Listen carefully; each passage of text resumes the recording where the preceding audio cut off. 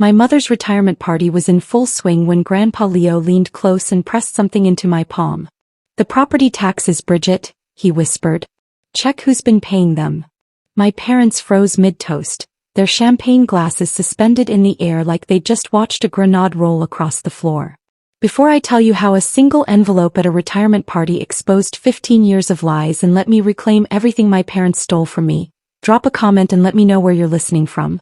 Hit that like button and subscribe to the channel if you have ever discovered a family secret that changed everything. I read every single one. My name is Bridget Callahan. I'm 28 and until 3 weeks ago I believed my parents' story. The story where they were self-made real estate moguls who built their portfolio from nothing. The story where I was the ungrateful daughter who chose teaching over the family business.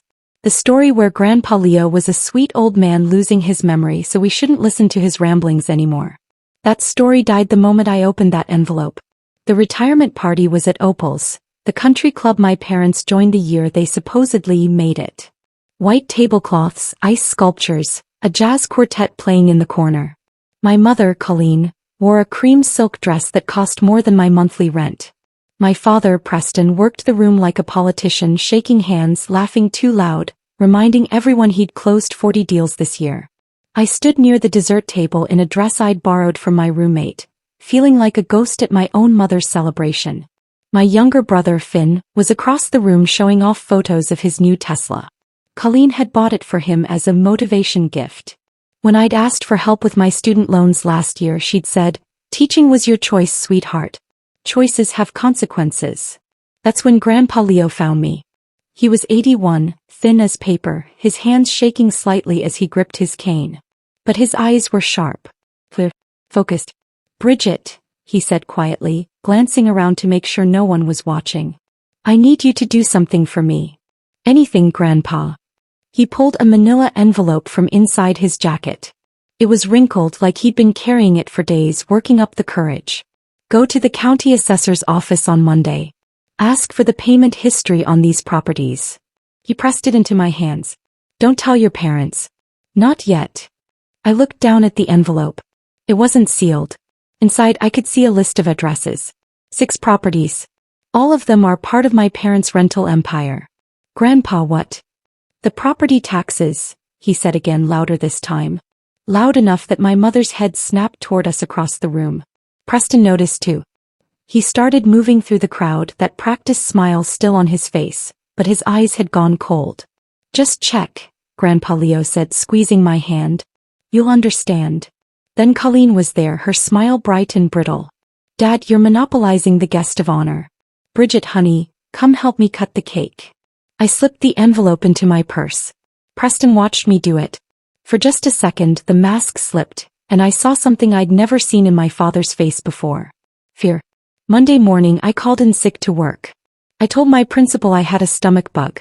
I told myself I was being ridiculous, that Grandpa was probably confused, that I was wasting my time. But I went anyway. The county assessor's office smelled like old carpet and burnt coffee. The woman at the desk, a tired-looking lady named Pam, took the list of addresses without comment. "Payment history?" she asked. "Yes. Going back as far as you have records." She disappeared into a back room. I sat in a plastic chair next to a wilting plant and tried to steady my breathing. My phone buzzed. A text from Colleen. "Hope you're feeling better, sweetheart. Let's do lunch this week." I didn't answer. Pam came back 15 minutes later carrying a stack of papers thick enough to be a novel. "These properties have interesting histories," she said, setting them on the counter. "Most of them have had the same payer for over 20 years. My hands were shaking as I reached for the stack. "Can I see?" She turned the first document toward me. It was the property on Maple Street, a 3-unit building my parents had bought in 2009. According to them, it was their first investment property, the foundation of everything. I scanned down to the payment history section. 2003, present. Property taxes paid by Leo Callahan. My grandfather. "That can't be right," I whispered. Pam pulled out the second property. Then the third. Then the fourth. Every single one showed the same thing. Payments made by Leo Callahan. Not Preston. Not Colleen. My grandfather had been paying the property taxes on my parents' entire real estate empire for over 15 years. Is there a problem? Pam asked gently. I looked up at her. My throat felt tight. No. Can I get copies of all of these? Sure, honey. Give me 10 minutes. I sat back down. My brain was trying to process what I'd just seen, but it felt like trying to solve a puzzle while the room was spinning. If Grandpa had been paying the property taxes all these years, then what else had he been paying? Who actually owned these buildings? My phone buzzed again. This time it was Preston. Your mother mentioned you weren't feeling well. Is everything okay? I stared at the message. He never texted me. Never called. The last time we'd spoken was at Christmas when he'd asked me to pass the potatoes. I didn't answer him either. Pam came back with a folder stuffed with documents. Here you go. That'll be $47 for copies. I paid with my credit card, the one that was already close to maxed out from textbooks and groceries, and walked out into the bright October morning clutching the folder like it might explode. I didn't go home. I drove to the only place that made sense. Grandpa Leo's house. He lived in a small ranch house on the east side of town, the kind with yellowing siding and flower boxes that were always full even in winter. I'd spent every summer here as a kid helping him plant tomatoes, listening to him tell stories about his days working for the railroad. He opened the door before I could knock like he'd been watching for me. You went, he said simply. I held up the folder. Grandpa, what is this? He stepped aside to let me in. The house smelled like coffee and old wood. We sat at his kitchen table, the same one where he'd taught me to play poker when I was 10. I need you to tell me the truth, I said. My voice cracked. All of it. Grandpa Leo folded his hands on the table. For a long moment he didn't speak. Then he sighed and it sounded like a dam breaking. Your parents don't own those properties, Bridget. I do. The words hung in the air. What? I bought them, he said quietly. All 6. Between 2003 and 2010. Your father was drowning in debt back then. Business ventures that failed, loans he couldn't pay back. He came to me desperate and said he had a plan to flip houses and build a rental portfolio. He just needed capital. I felt cold. So you gave him money? I gave him the properties, Grandpa said. I bought them, put them in my name and let him manage them. The deal was simple. He'd handle tenants, maintenance and collecting rent. I'd cover property taxes and insurance. When he got back on his feet, we'd transfer ownership and he'd pay me back. But he never did. No. Grandpa's jaw tightened. He kept the rental income. All of it. Told everyone he was a real estate genius. Meanwhile, I've been paying $18,000 a year in property taxes on buildings I can't even visit without permission. My stomach turned. Why didn't you stop him? I tried. His voice was hard now, edged with something I'd never heard before. Bigger. 3 years ago, I told Preston it was time to settle up. He laughed at me. Said I was getting old, getting confused. Said if I pushed it, he'd have me declared incompetent and put in a home. I thought about the way Preston had started talking about Grandpa lately. He's getting forgetful. He thinks it's still 1985. We have to be patient. It wasn't confusing. It was a threat. Then last year, Grandpa continued, Colleen convinced me to sign a power of attorney. Said it was just in case something happened to me. I was stupid. I signed it. Oh no.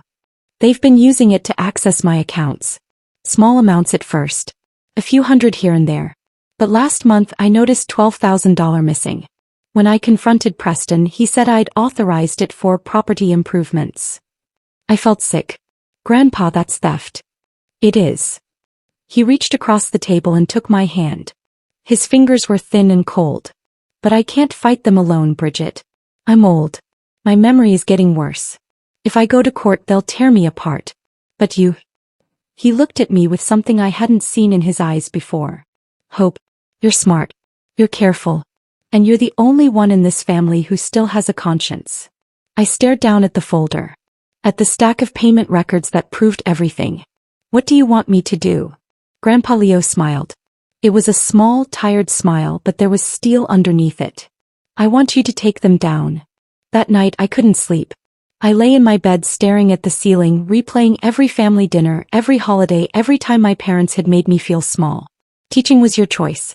Choices have consequences. You could have joined the business, but you wanted to save the world instead. We're self-made, Bridget. Everything we have, we earned. Lies. All of it. I thought about Finn, my golden child brother, driving his Tesla, posting photos from his third vacation this year. I thought about how Colleen had refused to help with my student loans but had bought Finn a condo for his 25th birthday. I thought about Grandpa Leo, 81 years old, sitting in his small house, watching his sons steal from him piece by piece. At 2 a.m. I got up and made coffee. I spread the payment records across my kitchen table and started reading. Really reading. The pattern was clear. Every year, like clockwork, Grandpa paid the taxes. Every year my parents collected the rent. I started calculating. 6 properties. Average rent in this city was $1,200 per unit. 18 units total across the 6 buildings. $21,600 in rental income per month. Over 15 years, my parents had pocketed over $3 million in rent from properties they didn't own. $3 million. And Grandpa had gotten nothing.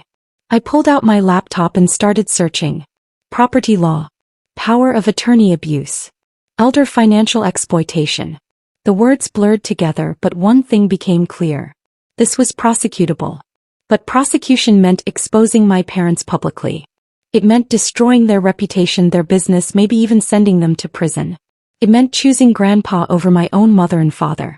I thought about Colleen's text. Let's do lunch this week. I thought about Preston's sudden concern. Is everything okay? They knew. They knew I'd gone to the assessor's office. They knew I had the records. And they were scared. Good. I opened a new document and started typing. Timeline of events. 2003. Present. Evidence required. Payment records obtained. Property deeds need copies. Rental income records need to subpoena. Power of attorney documents need copies from Grandpa's lawyer. Next steps. By the time the sun came up, I had a plan. It wasn't pretty. It wasn't kind. But it was justice. The next 2 weeks were a blur of paperwork, phone calls, and sleepless nights. I took personal days from work.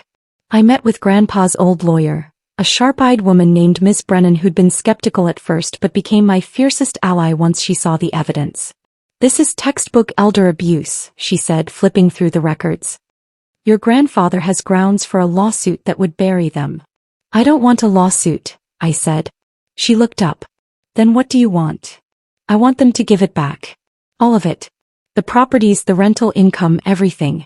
And I want them to do it quietly without Grandpa having to go through a trial. Miss Brennan leaned back in her chair. That's a tall order. What makes you think they'll agree? I pulled out my phone and showed her the folder I'd been building. Photos of the payment records. Screenshots of rental listings showing my parents' company name. Emails I'd found on Grandpa's computer where Preston had explicitly acknowledged the arrangement. And one more thing. A recording. I'd gone to visit my parents the week before. I'd worn a wire, just my phone voice memo app running in my pocket. I'd asked innocent questions. So Dad, how did you afford to buy all those properties back in the day? Preston had been 3 whiskeys deep. He'd laughed. Your grandpa fronted most of it. We were supposed to pay him back, but, well, he's not exactly keeping track anymore, is he? Colleen had shushed him, but the damage was done. Miss Brennan listened to the recording twice. When it finished, she was smiling. Okay, she said. Let's ruin their week. The meeting was set for a Saturday afternoon. Neutral ground, Miss Brennan's office. I told my parents it was about Grandpa's estate planning. They agreed immediately, probably thinking they could manipulate the situation. I arrived early with Grandpa Leo. He was wearing his best suit, the navy one he'd bought for my college graduation. His hands shook as we rode the elevator up. You don't have to do this, I said quietly. Yes, he said. I do. Preston and Colleen were already there when we walked in. They were dressed like they were going to a business lunch. Sharp, polished, confident. Preston stood when we entered, that fake smile plastered on. Bridget. Dad. Good to see you both. What's this all about? Miss Brennan gestured to the chairs. Please sit. The smile faded as Preston looked at her. Then at me. Then at the folder on the conference table. What's going on? Colleen asked. Her voice had an edge. Miss Brennan opened the folder. We're here to discuss Mr. Leo Callahan's properties and the 15 years of rental income that have been illegally withheld from him. The room went silent. Preston's face changed. The confident mask cracked and underneath was something ugly. This is ridiculous, We had an agreement. You had a verbal arrangement, Ms. Brennan interrupted, which you violated repeatedly.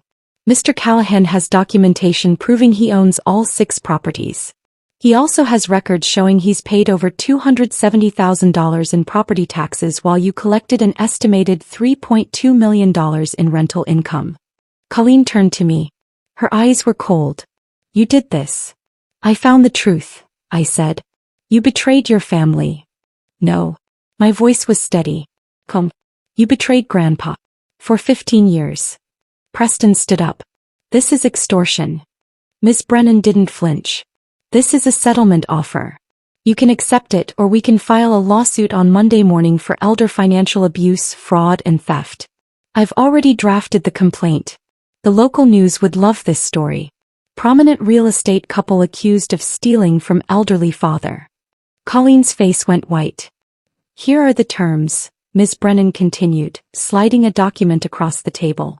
You will transfer full ownership of all 6 properties back to Mr. Callahan within 30 days. You will also repay $500,000 in back rental income, a fraction of what you actually owe. In exchange, Mr. Callahan will not press charges and this matter stays private. Preston picked up the document. His hands were shaking. $500,000? We don't have that.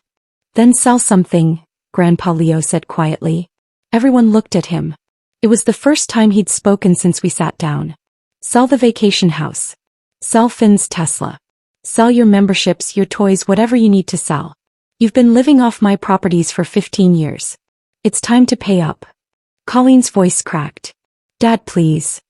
I gave you a chance, Grandpa said. I asked you to make it right. You threatened to have me declared incompetent instead. Preston's jaw clenched. This is insane. You're not thinking clearly. Sign it, I said, or I walk this evidence to the district attorney myself. The silence stretched.